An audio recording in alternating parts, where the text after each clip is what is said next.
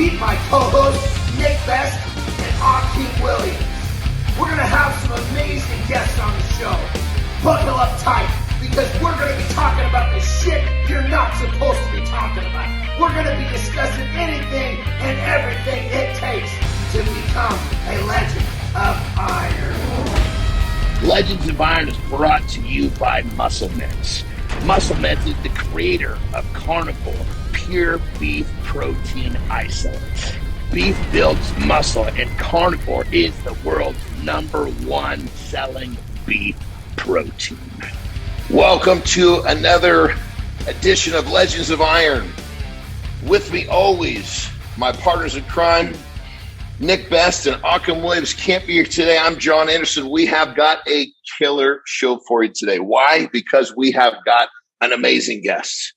He is a top-notch international strongman, amazing strongman, absolutely loves the sport of strongman. He's one of the top UK strongmen. We'll go down in history as one of the top ever UK strongmen. He's broken many world records. Even after retiring, he still continues to entertain us. He has got a killer YouTube channel, which I'm a huge fan of. But the most important thing about this guest, he's got the best goddamn beard in the whole fucking sport of strongman. Big Loz, welcome to the show. How are you, my brother? I am very good, buddy. How's things? I'm doing great. You know, I got to tell you, I was really hoping you didn't come to the show and shave that beard, or we're going to screw up my introduction. It's scruffy right now. I need to sort it out, but, you know, Christmas is coming, so, you know, it's a part-time job being Santa. Oh, you could gray that up a little bit? Yeah, get it a bit gray. It's already coming, so, you know, may as well just go for it. Oh, I don't want to let it go. Just, I love it. Well, brother, you've been at the top of the game for a long time, and one of the things that I've always loved and respected about you, and I know you've inspired a ton of people, is you've worked through a series of pretty good injuries. And you know, anybody at the top level is going to have some injuries, but you've been really good at working through them and coming back. So, talk to us a little bit about that. Obviously, some of the big ones, some of the little ones, but more importantly, give us your formula. How have you been so successful with, you know, negotiating some of these things and coming back so well? Yeah, I think if you're going to choose strongman as a career, you're going to expect some injuries. I mean, Nick knows all about injuries as well. We've both had a fair few and managed many times. I think the most important thing, and it's something you don't always see these days. I think you have to love what you do. Now, you take guys like Nick and myself. We were training. And yourself, John, you know, we were training way before there was any recognition to train. You know, loved doing strongman because we just loved getting in the gym and testing ourselves and pushing ourselves to the limits. That's what it was all about. And it still is that for me. I still, even though I'm not kind of competing right now, I'm still setting myself challenges. I'm still in the gym working hard. I've entered a push-pull competition. I'll do arm wrestling. I'll do feats like grip feats and stuff like that. And who knows, I may do another show eventually, but I'm still enjoying what I do. And I think that's the key to being able to come back. If you enjoy it, then you find a way. A lot of people, I think they're coming into strongman just for recognition. It's becoming bigger. It's, you know, it's great to see that side of things. But Nick and myself will tell you, you know, it takes a long time to get the recognition through this sport. I mean, I've been doing it 20 years. Nick's been doing strongman just as long, and then powerlifting before that, and you know, other stuff. It's you have to love what you do. You know, there's gonna be times when you push to the limit. If you want to be good in something, you can't hold back. So, I guess the analogy I use quite often: if you're in a NASCAR race and you slow down by 5 miles just to get around safer, you're out of the race. So when you're competing at World's Strongest Man or against the best guys in the world, you have to push to the limits. The problem is when you push to the limits, you sometimes crash. You know, you sometimes have bad things happen, but you've got to be willing to go to that level. And that's, you know, sometimes it's proven the right thing to do. And I've pushed hard and I've won big major titles. Other times shit happens and you just cope with it. You know? Yeah. I've sort of got to the point. We both been laying there at the same time. It doesn't even upset me anymore. Whereas there was a time it was devastating. Now it's like, all right, I'll go and eat my tub of Ben and Jerry's. I'll sulk for 24 hours, And then the next day you make a plan, you find out exactly what's up, and then you make a plan to come back. And, we've all proven you can come back from injuries. Amen. Yes, we have. And it's amazing to see some of the ones you come back from. I remember when we were in China and we were both laying on laid side by side after the squat event, just looking at each other, shaking our heads. And it's just like, all right, here we go. Similar ones. I mean, you just did your lat recently. I did my lat back in 2014, going for a world record on the deadlift. It's just, we're in a dangerous sport. I don't really think I've been injured more times than other strongmen. I just seem to have always been injured at World's Strongest Man, which happens to be the show that everyone sees. Totally.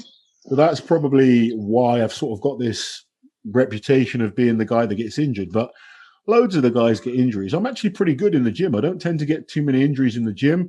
It's just when I push to that absolute limit. And particularly when I was younger, I just didn't have an off switch.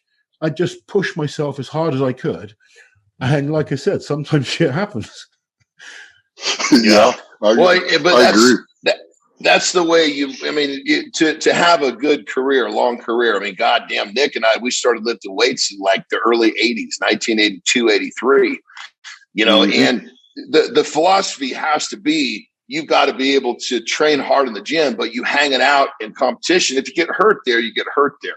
It's just that's the way it works. But again, I think the cool thing with you is you've been, like you said, yours are always on display on television, so everybody got to see it. But what was more important was that you inspired so many people by coming back from these things, because I don't think people tend to recognize the type of injuries that a strength athlete goes through. And, so you've been a really good display of showing people that, hey, you can have an injury and you can come back, and you can, like you said, you can have a day of sulking and make your plan to get back to action. So that's been that's really good for people to see, because obviously we all want to inspire others to be the best versions of themselves. Absolutely, John. I was told after I tore my lat that I would never achieve anything. I'd never beat certain athletes in the UK. I may as well give up. And after that, I came back and I went on to win my biggest titles. I won Europe's Strongest Man. I won the Ultimate Strongman World title, broke world records. So you shouldn't be sitting there listening to what people say. If you believe you can do it, and you're enjoying it, and you're working hard, keep fighting for those goals. It's easy to. If you give up, then you're guaranteed never to succeed. But if you keep trying, keep pushing, keep putting the work in, then you can get there. You just got to keep believing, keep fighting hard. Absolutely, couldn't agree more. And it's having the determination and the will, and then being smart with your training. At the same time, when you're coming back from injuries, you have to be methodical in your training when you're coming back from an injury, and just keep moving it through the steps to get where you were, and then to surpass where you were. You can become even better. In your case, you became even better, but we've both become better. Actually, since we've had some major injuries. One thing you have to do, if you get, these type of things happen, you have to learn from them. And that's, what 100%. I know a lot more about training now than I did back then. I was balls to the wall, shit, didn't care about anything. It was just, I knew how to work hard, but that was it. And then you start realizing, well, okay, that's not the smartest way to train. You start having to, focus on technique. You understand about periodizing your training, so you're not always going super heavy, and you learn to peak for competitions, and you keep putting research in. Every single time I got injured, I'd be on the internet researching things. Well, how can I make sure this doesn't happen again? And, how can I eat better? What kind of supplements can I take, et cetera, et cetera. So a lot of those injuries made me become a better coach that maybe if I didn't have, it wouldn't have got me to where I am today. Well, one thing you said, brother, that was so key, that, you cannot listen to the people that tell you can't do it, because anytime you get banged up, or if you think back to the beginning of all of our journeys, people always told us we couldn't do it. And then when you get injured, they really tell you can't do it. The last thing you got to do is listen. There's always going to be more people that say you can't than you can. So you need to block those. I love the fact that you brought that to part of your equation, because, for those people out there listening, there's more people that are going to talk shit about your recovery process than people are going to give you, the high five. And that being said, here again, you're listening to a international high player here who's done it, and this is the formula, So I love to hear it, brother. The inspiration that you give to those, young athletes coming up, working through injury is phenomenal, and it's great. I love to see it. Thank you, man. Well, here's something that's kind of crazy that people don't seem to realize too. How many World's Strongest Men have you done? 11 or 11. 12? I did 11. 11. I qualified for 12, but I missed 2012 due to injury. Yeah. So we're in a smaller group of people who've done it more than 10 times. There's only 7 people who've done it over 10 times. Yeah. 7. There's fewer. That's crazy. There's less of us than there are actual winners of the contest. Yeah, it's that hard to do, and to for your knowledge on physio yourself on what that is and what that takes, it is absolutely amazing, and that's what people need to learn is how to repair and how to read their bodies, and you've learned how to read your body pretty good. Yeah, absolutely. I think we've all three of us have seen people come and go in the sport. I've seen boy. The amount of next big things, or I never. we all get the question. Oh, I'm 16 and I'm pulling 400 pounds. Is that any good? I don't care if it's good or not. I care if you keep developing and keep getting better, because you could be pulling 800 pounds at 16, but if you're not competing at 20, it doesn't matter. And true. We've seen some incredible youngsters come into the sport but do nothing because they've burnt out and got injured and then not come back from those injuries. You've got to keep progressing, and that's what... Or break as they're trying to come in. Yeah. You see it all the time. They go too hard. They push too hard, and by the time they're 25, they're spent. Yeah. Well, and the other thing, too, you mentioned early on that there's a love. When you have a love for what you're doing, you're not just chasing, praise. You're doing it when nobody's looking, and that's the difference. It made me laugh because I sort of announced that I was retiring from International Strongman, and I think people just thought I was going to stop training. I'm still training 4 days a week. I love training. I'm never going to stop training. I'm always going to get in the gym and do something. It's just I wanted to focus on other things rather than trying to win World's Strongest Man in international competitions. But I'm always going to train because it's just part of who I am, and I love it. Yeah, that's so true. It's very true. I mean, I think I'd heard you say in a video on your channel, because I love watching your channel, you'd basically talked about how having training with a purpose makes training a little different. And that's something I feel the same way. I love to train, but there's a certain period of time I can go without having like a goal attached to it. Then that's a real easy way to make it fun again. I just had to do that myself. I was like, okay, I was ticking along. John's been helping me with my nutrition and stuff. And I'm not someone, I don't care about stepping on stage as a bodybuilder or anything like that. I just want to get fitter. I want to look a bit better. But I struggle with just training for how I look. So I've entered a push-pull competition just to give me something to focus on, but I've done it at a lighter body weight. So I'm doing it at a reduced weight class. So it's going to be about 50 pounds lighter than I was last time I competed. So it's just a little challenge to try and hit the same type of numbers, but 50 pounds, I'll be 60 pounds less at the time. And I think I can at least get close. I'm looking forward to the challenge. And today was my first session of my new training block, and I loved it. I was in there. I was excited. I felt like I'm doing what I love doing. Welcome to the 140s. It's going to be fun. That's awesome. I love it. So on that level, brother, talk, you retired and then you came back. I mean, talk just a little bit about that. That's obviously, the love is clearly shown there, but going through the retirement and then deciding to come back, kind of talk just about what was your mindset through all that?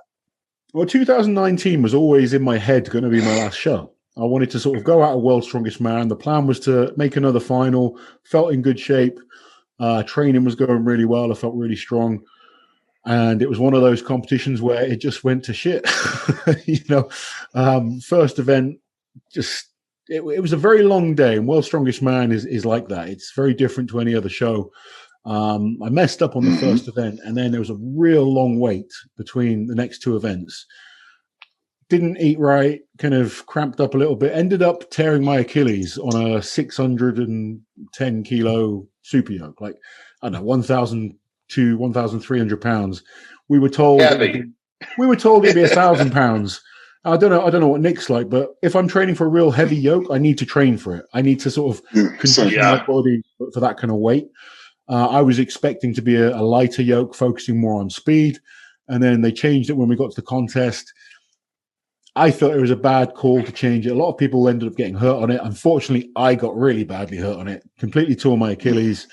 Devastating way to go out of, what was supposed to be your last competition. And I got myself in quite a low place mentally for a while, but managed to sort of focus on new things. I've been set up businesses. I've focused on the YouTube stuff, doing quite well with all that. But at my heart, I'm a natural competitor, and I just had this little voice in the back of my head saying, you need to do one more show.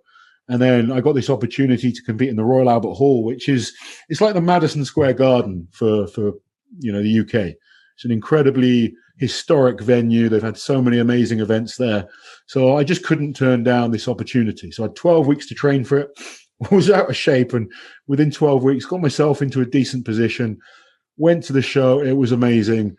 Sold out arena full of knowledgeable strongman fans that were going absolutely ballistic for me, which for me, it meant a lot, because and you guys as well, we've competed in those many shows where you've got a few mates watching in a car park.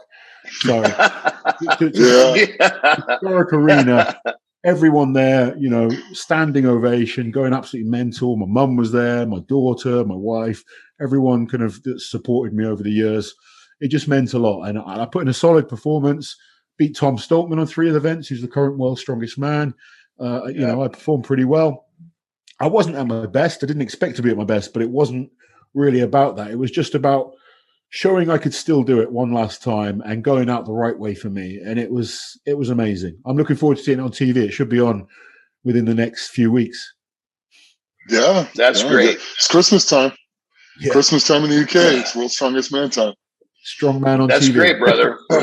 Going out your way. That's really cool, because it's one thing to have it kind of stripped away and always wonder. And it's another thing to say, you know what, I'm going to strap it up one more time. I'm going to get in shape, and I'm going to do it my way. That's again, another highly, highly inspirational element of your career for, those youngsters coming up, so it was very cool. I managed to put some of the youngsters in their place as well still. So, it's always fun. Nick knows all about it. Always fun to do. Oh, yeah. It's a lot of fun to do. especially when we get after people in the yoke. Yeah. We both like that event, that's for sure. Oh, boy, do we.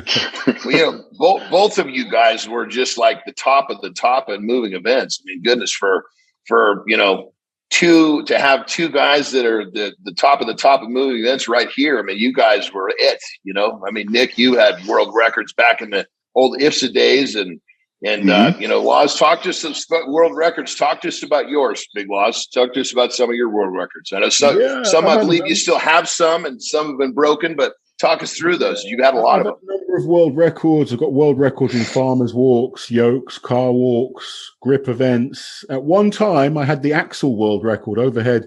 Some, annoying guy called Zdrunas Saviskas went and beat it, 5 minutes after I broke it. But that happens when you compete against one of the greatest of all time. But I like records, but I prefer winning titles. They mean more to me than the records.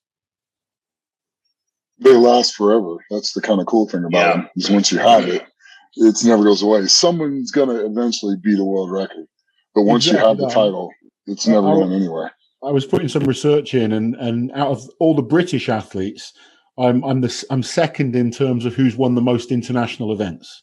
So Jeff Capes is the first. Jeff Capes has won 10 international shows, and I'm second, winning 8 internationals. So it's not bad when you think of the great athletes we've had from the UK. Mm-hmm.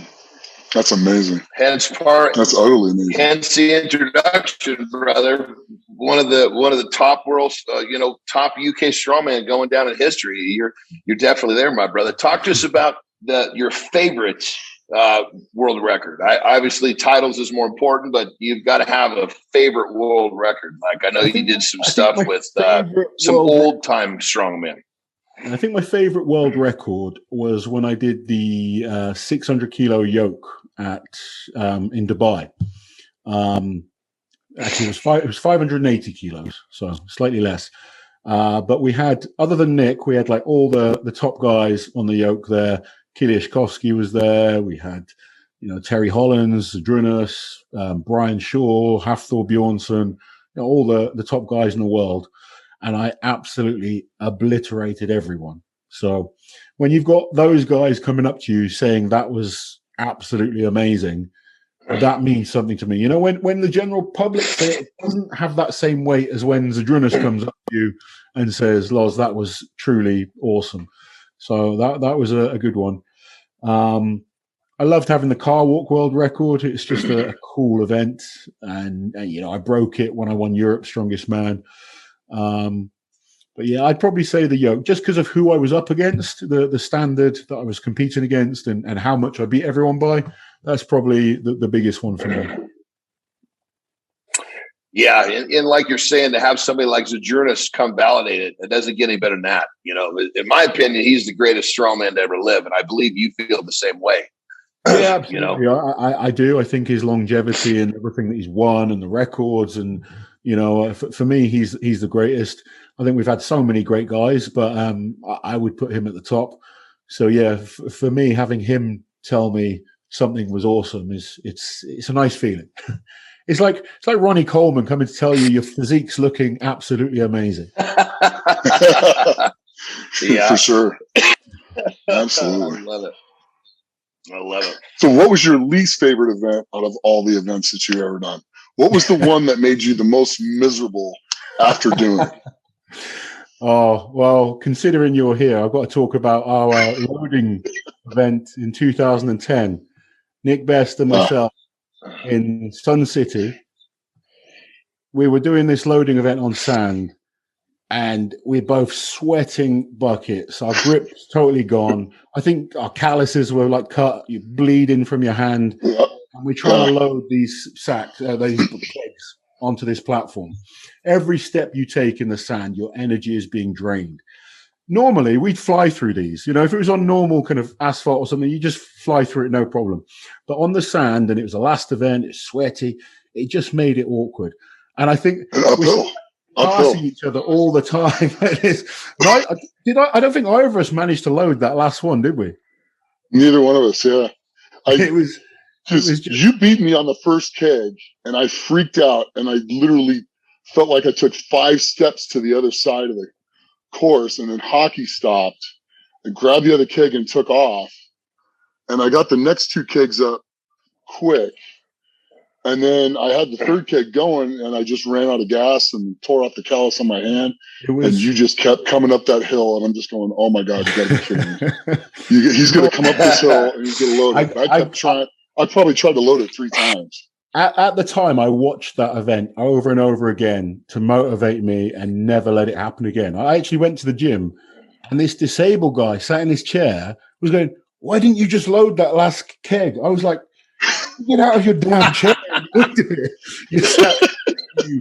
I can't do it.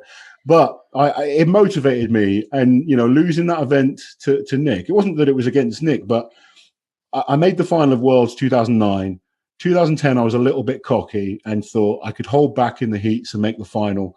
That's a stupid thing to do because you're up against the best in the world. You learn from it. But I came back in 2011 and had my best year at Worlds. And internationally, I did very, very well.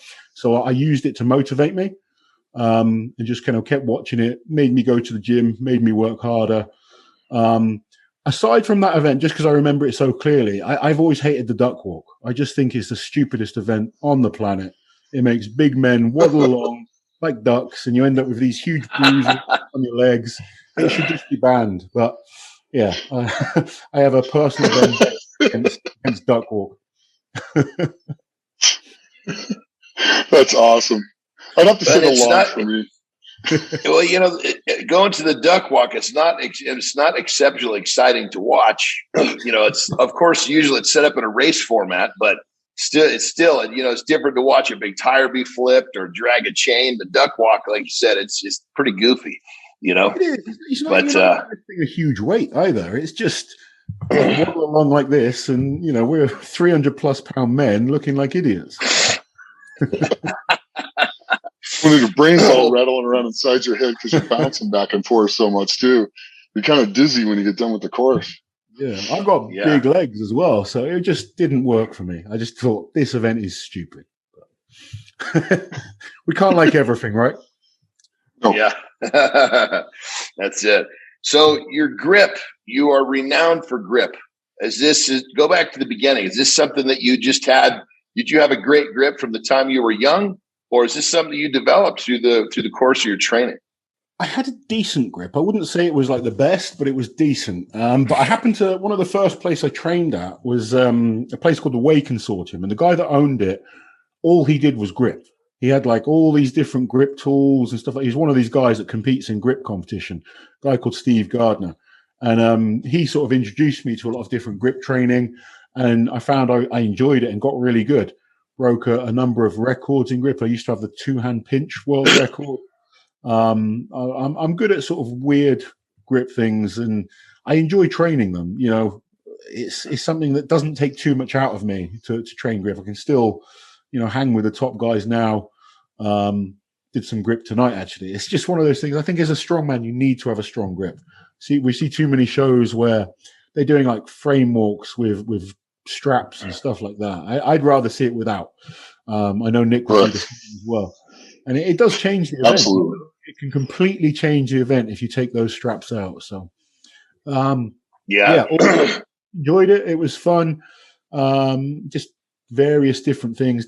I've always liked challenging myself with different events. So whether it's lifting massive weights or lifting smaller weights, doing it, in an awkward way, odd lifts, powerlifting, Olympic lifting, arm wrestling. I just like it all. So being in this gym and having the bits of kit readily available to me, it just helped me develop my grip quite quickly. Yeah, I've seen you do some pretty cool stuff, like that, the sledgehammer, taking that sledgehammer back, give it a kiss and stand it back up. Look, for kids, if you've seen that video, don't try it at home. You'll lose your teeth. Don't do that. Yeah. That's more of like just a show thing. It's not so hard. Totally. But, so some of the other stuff is a lot harder. And I just, even now, still like challenging myself, trying to beat targets. I mean, I went up to Scotland and did the Dinny Stone world record, which was after competing at the Giants live show. So that was great fun to do that. I'd like to do more things like that as well. Just, Nick and myself, both good grip, but good at moving with weights as well. A lot of people are like, oh, Mark Felix would destroy you on that. He probably wouldn't. Mark never really beat me at farmers walks. Even though his grip's so good, he doesn't move as well as Nick and I do when it comes to carrying weights. So I think you need that combination on those type of events. Yeah, absolutely. Yeah, you have to be able to move your feet quick and accelerate with the weight as well, and not just hold on to it. Yeah. And Mark's no slouch at it. Don't get me wrong. He's good. Mark is good. I just think we were better. Yeah, we're just quicker. So, my question to you is this: how much of a transition when you're getting into the commentating? Are you practicing that? Because you got to fill time. Something goes wrong at a show, you're sitting there talking, filling time, and not just having static air. How difficult is it to prepare for something like that and get used to doing it?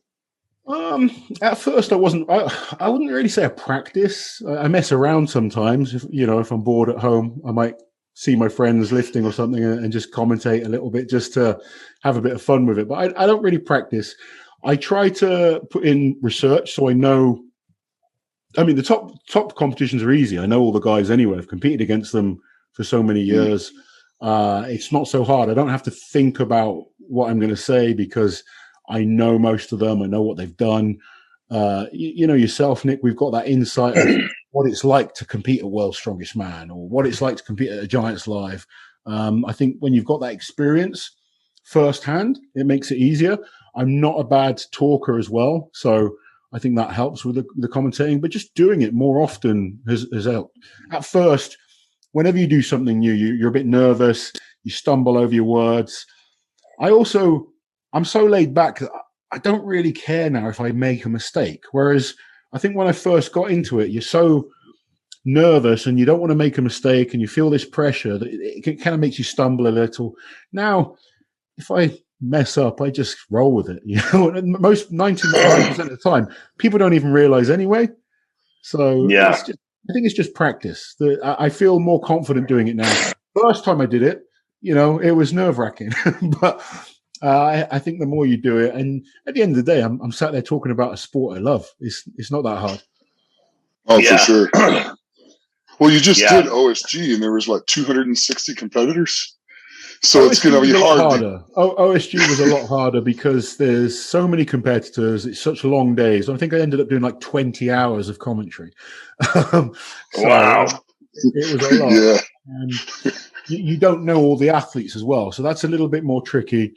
But I was lucky enough working with Radzi. He's really great. I think if you've got someone good that you can bounce off, it's much easier. And then doing the YouTube channel and stuff, you start getting more confident being in front of a camera and talking. And, it's like anything. I think the more you practice, the better you get. Yeah, I would say for sure. And like I said, you're talking about something you love, that makes it pretty damn easy, Absolutely. It's not like you're talking about geometry or something, it's like, then we'd be screwed. So here's another question for you. Are you going to sit at home with the family and have your friends and stuff over when World's Strongest Man's on? Are you going to turn off the sound and commentate it yourself? The funny thing is Frank Mears, one of my friends, and he's actually done that. I've watched him turn the TV volume down and commentate it right there. And it was absolutely amazing. Just wondering if you're going to try to do that during Christmas. I wasn't thinking about it, but now maybe that's a good YouTube video. I'll do my alternate commentary for World's Strongest Man. See, there you go. That would be great content, actually. Well, that's perfect, because I was the next thing I was going to ask you about is your YouTube channel. Sorry. You've done some amazing stuff with the YouTube, the videos that you create, obviously, coverage, but also, just coming up with cool ideas for videos. This is what's your inspiration behind all this? Obviously, love the sport, but how do you come up with some of these really interesting concepts? It's just like you're on the toilet one day and you go, "Oh my God, I better write this down." I mean, I'm very lucky to have my wife working on it with me, and she's great. I mean, without her, there's no YouTube channel because I'm a technophobe. I can do basics on a computer, but I can't edit videos and stuff like that. She does all the hard work to make it look a lot better than it would be if it was just the raw footage that you'd get from me. And we sort of, we kind of bat ideas to each other. I'm also I'm a big wrestling fan. I'm a big mixed martial arts fan. I watch a lot of other types of channels or types of sport, and I take ideas from them. So, you pick up ideas that, all right, people in that sport were interested in that for their athletes. I wonder if the strongman fans would be interested in seeing something similar. So I do sort of follow what other sports are doing, see what's popular, and try and pick up ideas that way. And then now I'm at a stage where people just send me ideas, the things that they want to see.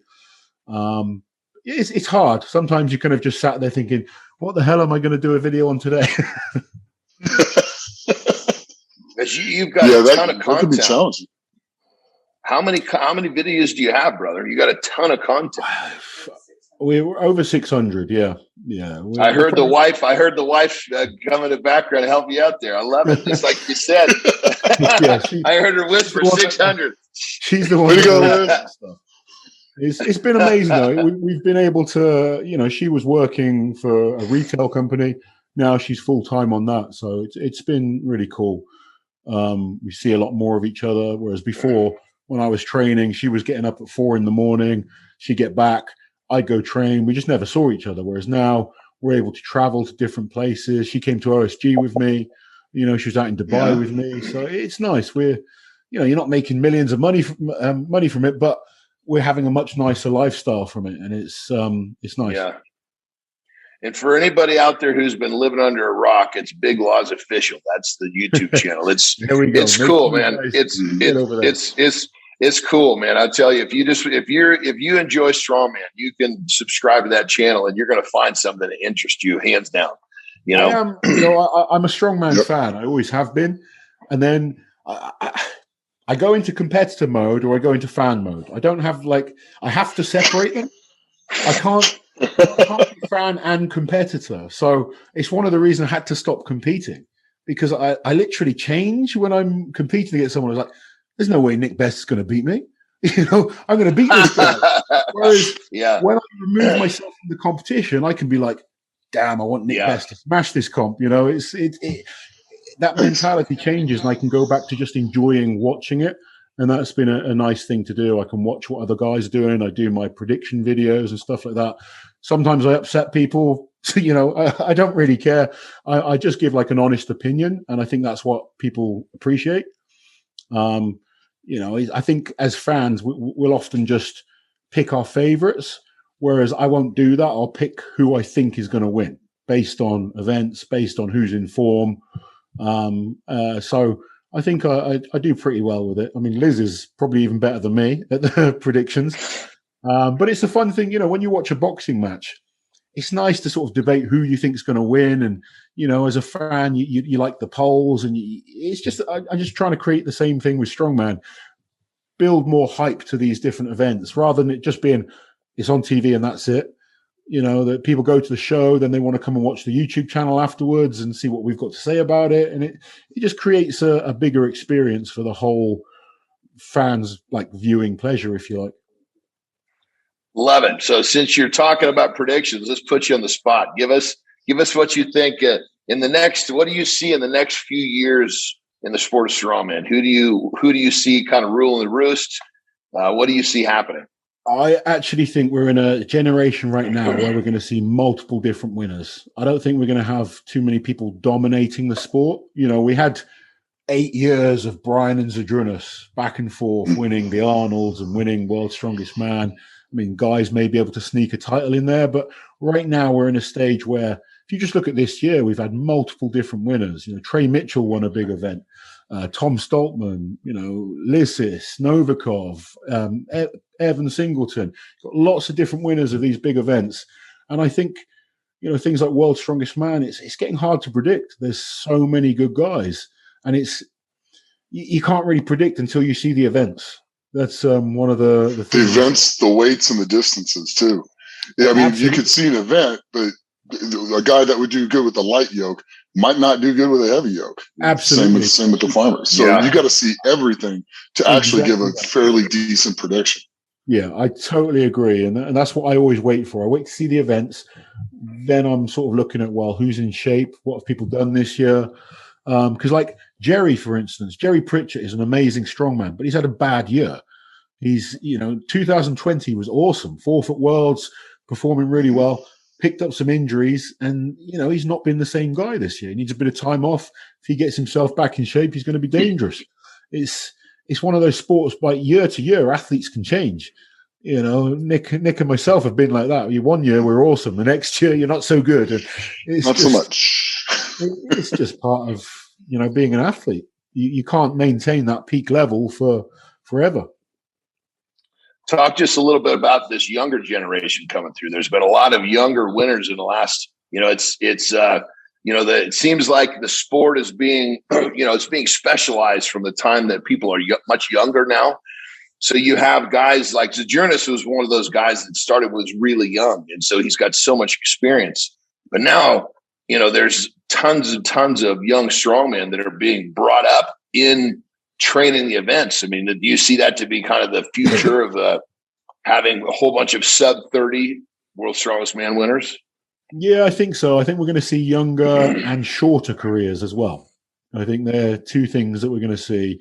I don't think you're going to see the Nick Bests, Mark Felixes, the Zadrunases that have these really long careers. I mean, you still may see them, but we're going to see a lot more guys that I think have a 5-year career in strongman, because if you look at the weights that they're lifting now, it's extremely taxing on the body. I don't think you can maintain that type of level for too long. You look at guys like Nick, Mark Felix, Adrinas, they progress slowly over a long period of time. It wasn't that they came in and just dominated. They got better slowly. Whereas now you're seeing guys like, if guys can't do a 440-pound log now, they think they're not very good. And, you can't deadlift. If you're only a 900-pound deadlifter, you may as well go home. You're not strong. I see like comments like that from people. It cracks me up. But speaking to a lot of the guys, understanding how they push themselves, their mentality, I think we're going to see shorter careers. I don't think we're going to have the guys that go for 10, 15, 20 years anymore. I think it's get in, win what they want to win, and get out.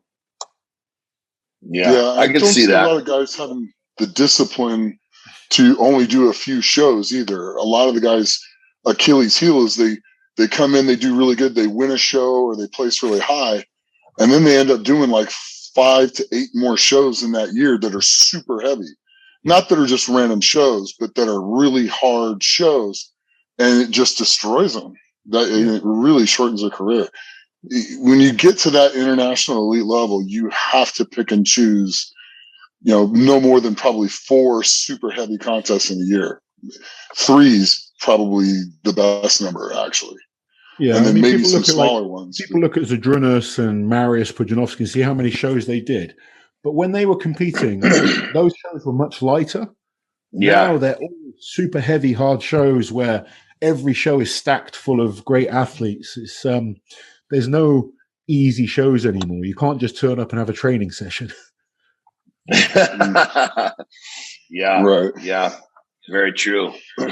So with all of your injuries, brother, we've all gone through injuries, and I'll be the first to admit, when I was injured, I ended up having some issues with painkillers. You get, your doctor gives you painkillers, you use them to get you through your rehab. Well, next thing you know, you're not taking the pill to deal with the pain. You're doing it to feel normal. Are you able to keep all that under control with your career? Did you have bouts? I mean, I had multiple bouts with it, so I'm not throwing you under the bus. Well, I think everybody has to some extent. I think you do go down that route. I've always tried to avoid it. There have been a few times where the pain has just been excruciating, and you end up kind of having to self-medicate almost, and get yourself through it. But I've always been disciplined enough to try and remove things as soon as I can. I've seen it in too many guys that got addicted to just the pain relief, and then it destroyed their careers. So luckily, I've learned from seeing what other people have done and been able to avoid it. And clearly, the discipline that you had to have the lengthy career, that discipline is what allowed you to step away from that. For me, that was it.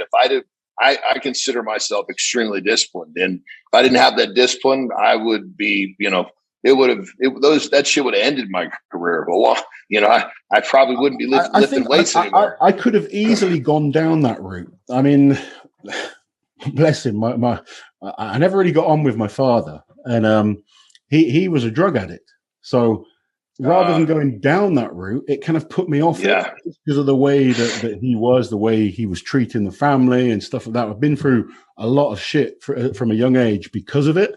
So it really kind of made me want to avoid that as much as possible and make sure, I wanted to make sure my family was looked after and provided for and secure, because I didn't want them to go through what I did as a youngster with my dad the way he was. So I think it can make you go one of two ways. You can either kind of follow it, for me, it was like, all right, I'm not going to be that guy.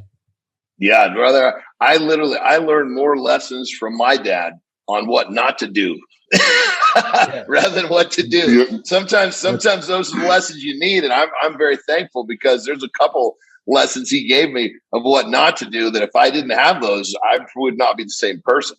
Absolutely. So yeah, agreed. Absolutely agreed. You end up having to learn young as well, so it's tough lessons. But yeah, I wouldn't want my kids to go through some of the things that I did early on. But it makes us who we are. So I never have regrets these days. I try to stay positive and You know, everything has led me to where I am now, so I can't complain. So you've had such a long career. I'm assuming, I'll let you tell me, I would assume that you must have really limited things like alcohol and things of, you know, a lot of times people indulge in that, and it can also kind of be burning the candle on both ends. What was in terms of, you know, forgive the term, legal substance? You know, for me, I've always been, just don't do it because I'm better off that way. Were those guys that could balance, you know, having a few beers through your career? Or you when just I was keep younger, I used to like going out, you know, getting drunk and having a party and stuff like that. But as I sort of developed and got a bit older in my career, I completely stopped drinking. I sort of, it's not like I never had a problem with alcohol, but it was just, I was going out for the sake of going out, you know, trying to be sociable, trying to hang with, you know, friends and stuff like that. And I mean, you two probably get the same.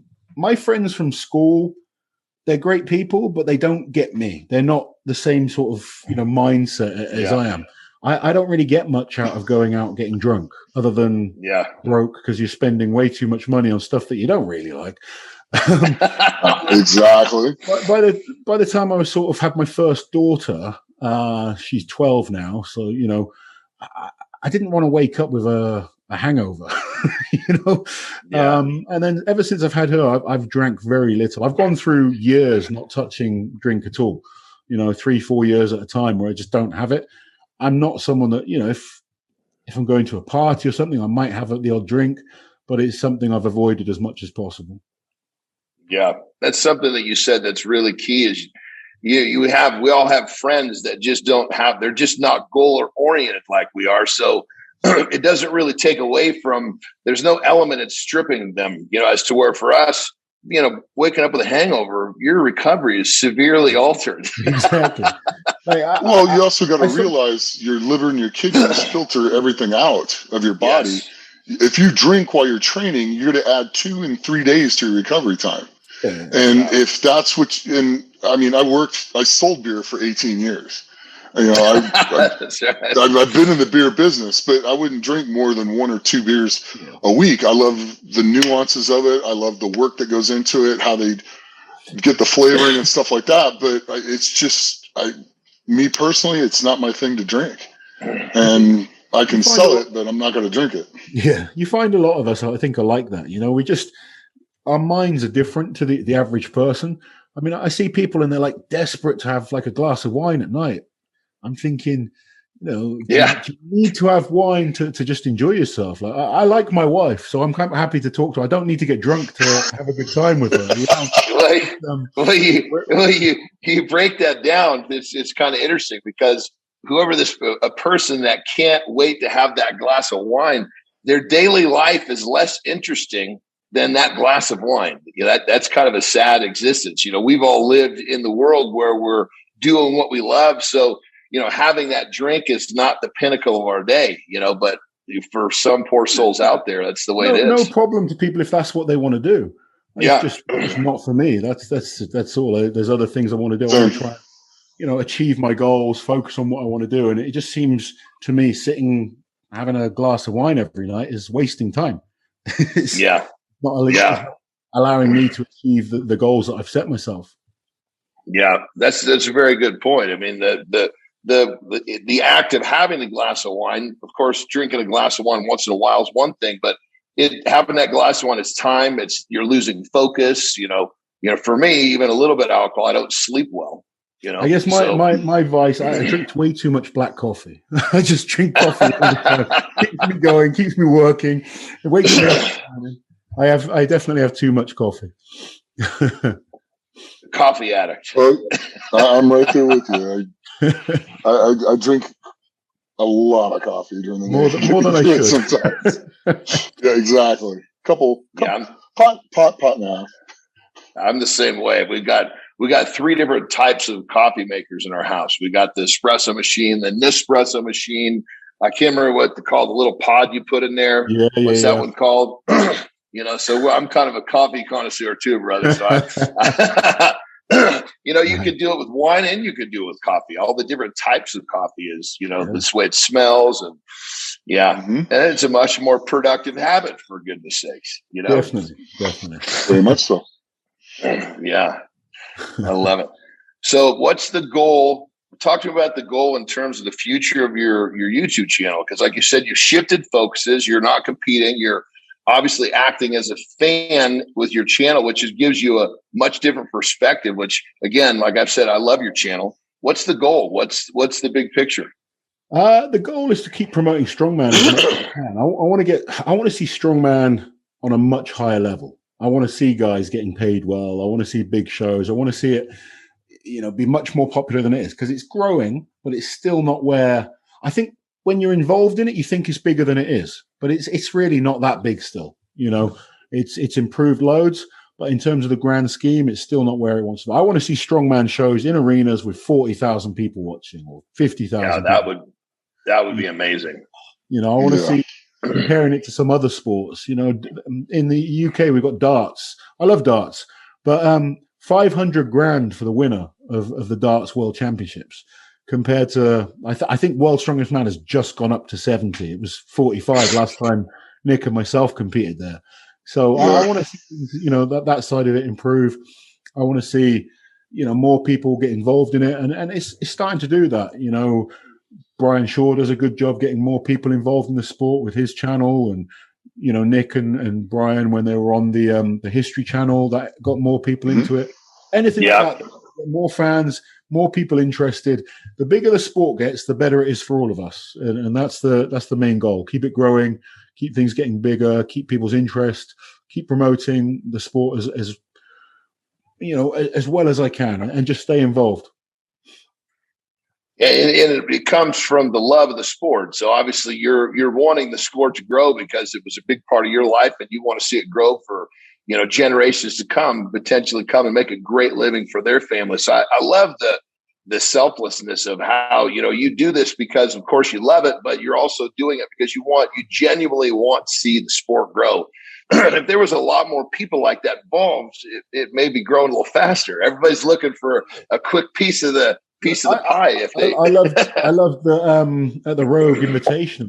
It was like $133,000 for first prize, by far the biggest prize money we've ever seen in strongman.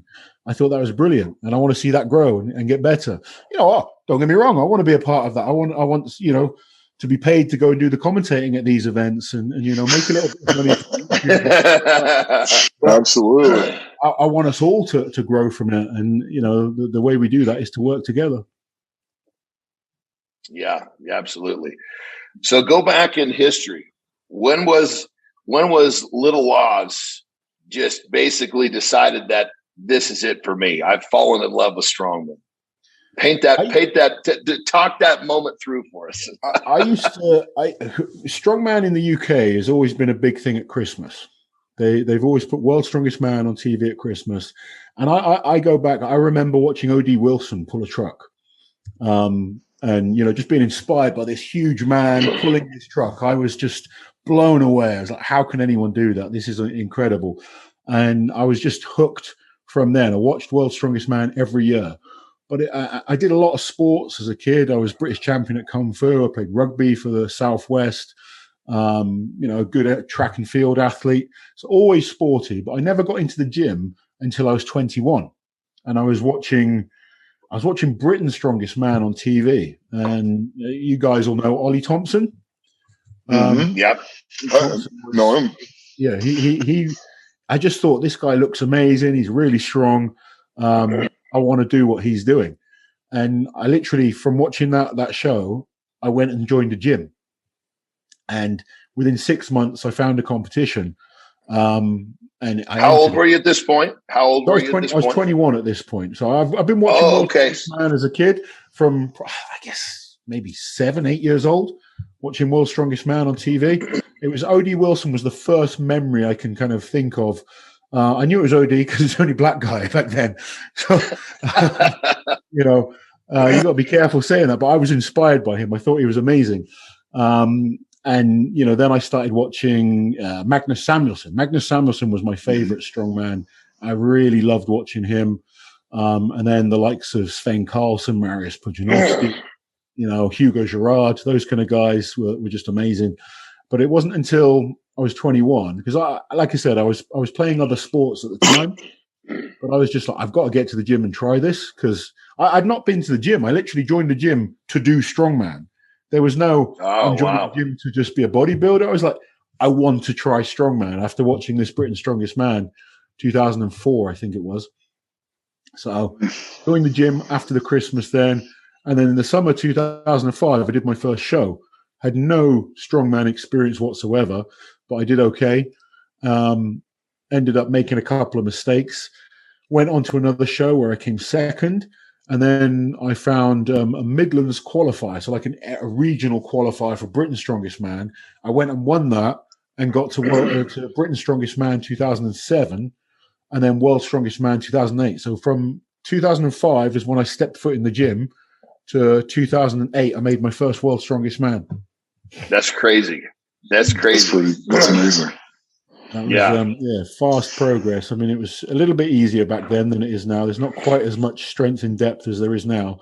But I was just naturally very strong, and, I was always fascinated by strength and power, and, Arnold Schwarzenegger films, Sylvester Stallone, those kind of guys. I think we've all been inspired by people like that. And then, I think it was big in America as well. We used to have gladiators in the UK. Seeing those, we had American Gladiators. I used to watch it thinking they were massive. Now I look at them and I realize I'm way bigger than them. As a young kid, you're looking up at these guys thinking they're huge. But just always been inspired by stuff like that. I actually tried to become a contestant on that show. Did you? Yeah, they blackballed me. Yeah, I'm gonna say, dude, you'd have been too much for the Gladiators to handle. They're like, shit, we have to make it to our Gladiators have a chance. I always thought you've done all the tests, but then it's when you come to the eliminator at the end, I'd be screwed. No, you'd be fine on the eliminator.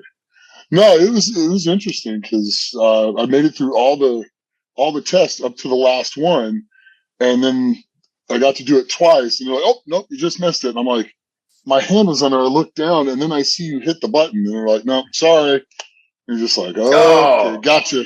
Thanks. Yeah. That was a setup, brother. I always they wanted no part of me after I did the Powerball. Nobody could stop me from scoring, and nobody could score. I was truck sticking people, just drilling them. It was hilarious. Could you imagine a bunch of strongmen on something like the Gauntlet or something like that? Oh my God! 5 strongmen. Oh my God! That'd be awesome. That would be awesome. I always thought if I was about 200 pounds lighter, I'd do Ninja Warrior.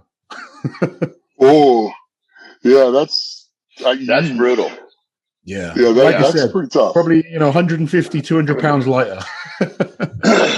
Yeah, I love your grip's definitely good enough. Yeah, that's about it. Well, brother, so we kind of turn. Cool. Yeah, the course is nasty. So I was going to say, as we kind of start turning the corner into talking more about, you've accomplished so much, and you've gone from entertaining the world as an athlete to now entertaining the world with your YouTube channel. You're clearly leaving your mark. You're a legend. You're a living legend. Mm-hmm. What is it what is the legacy that Big Loz is going to leave behind?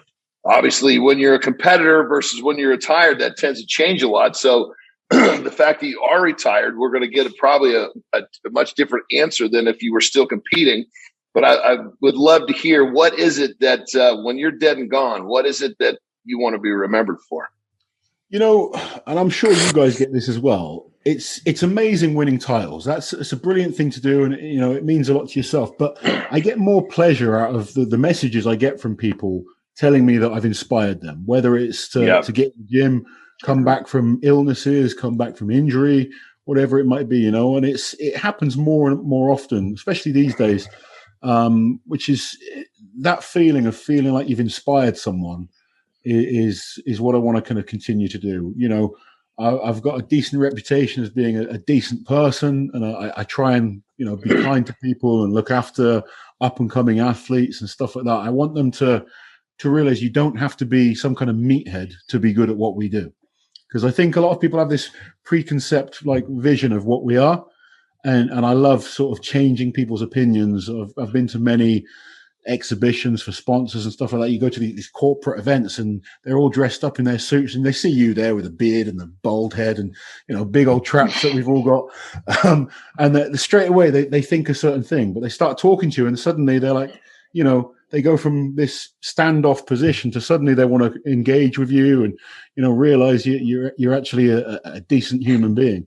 I get more out of that than just kind of winning shows and stuff. It's great. Like I said, I had my time competing and I loved it, but just being involved in the sport, still inspiring people. I love coaching. I love helping people get better, seeing people improve. That's a really important thing for me. It's something I'm going to continue to do. Is got a number of good athletes, all various different levels, from elite level athletes to complete beginners, and it doesn't matter who they are. If they improve, I love it. It's sort of you go along with it, and I know you two do as well. But that more than anything for me, just keep inspiring people, keep proving to people that don't listen to the naysayers. Just keep pushing. Yes, keep doing the best that you can do. Never give up, and inspire my kids as well. That's another important thing for me. Make sure they realize whatever it is they want to do in life, they can achieve it. And my daughter probably gets fed up of me going on at her, but I want her to believe she can do anything. I don't want her to, I want her to open her eyes and realize you don't have to just go and get a normal job. There's so many opportunities out there, and, just work hard and achieve your goals. And, that's the main focus for me now. Keep working hard. I work way harder than I used to as an athlete now. Way harder. I was a lazy bum as an athlete, but these days I've become a workaholic, but I love it. It's keeping me mentally in a much better place, and I'm doing well these days. I'm mentally in a strong position, and that's a great place to be. Well, brother, there's no question you're a huge inspiration. Like we said right from the beginning, everything from recovering from injury to entertaining people when you're in the sport, to do what you do now, and the fact that your true interest at this point in your life is to inspire and better people that you come in contact with.